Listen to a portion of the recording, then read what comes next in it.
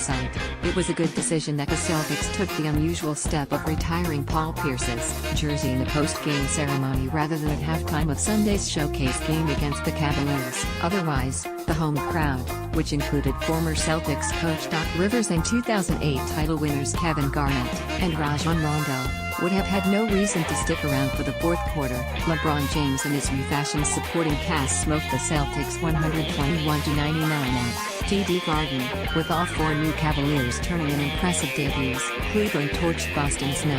1 ranked defense for 64 first-half points before blowing open the contest with an 11-0 run late in the third quarter. The game was so far out of reach that James, who limped to the bench after banging his right knee in the first quarter, rested for the entire final quarter. This was not a typical LeBron takes over despite the rival Celtics type of night. Instead, Cleveland's decisive third quarter was indicative of a balanced showing. James and new point guard George Hill, 12 points, 3 rebounds, generated quality looks by playing off each other in simple pick and rolls, moving the ball with a level of trust that James and Isaiah Thomas never sustained. Defensively, Hill brought a level of confidence that has been missing at the point all season long, helping to force multiple turnovers with his active hands, length and lateral quickness. Cliff, who spent the last few seasons in Utah's often cramped and slow-down offense, clearly benefited from Cleveland's smaller, well-spread lineups. In the third, he nailed an open three-pointer in secondary transition, a look that was available to him all night.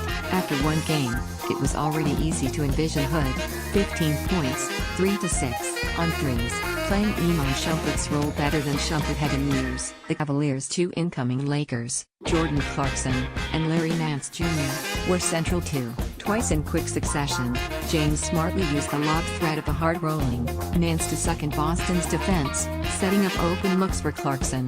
Both times Clarkson, 17 points in 23 minutes, cashed in the open three-pointers. Nance, 5 points, 4 rebounds, had the most modest numbers of Cleveland's newcomers, but his speed and willingness to move off the ball generated numerous scoring opportunities. In addition to Clarkson's threes, he opened up Hood for a clean mid-range look.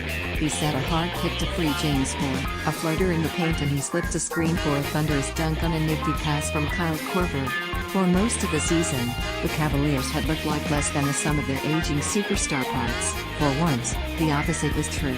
James, 24 points, 8 rebounds, 10 assists, skated through Boston's defense with ease, creating mismatches at will, supporting his lower wattage teammates and ensuring that Cleveland's offense rarely bogged down. Finger-pointing and dirty looks gave way to high fives and pump fists on the other end, as the Cavaliers' defense cut down considerably on its mind-numbing lapses. Tristan Thompson, Sadie Osman, and Hill, in particular, played with excellent energy, a commodity that has been missing virtually all season.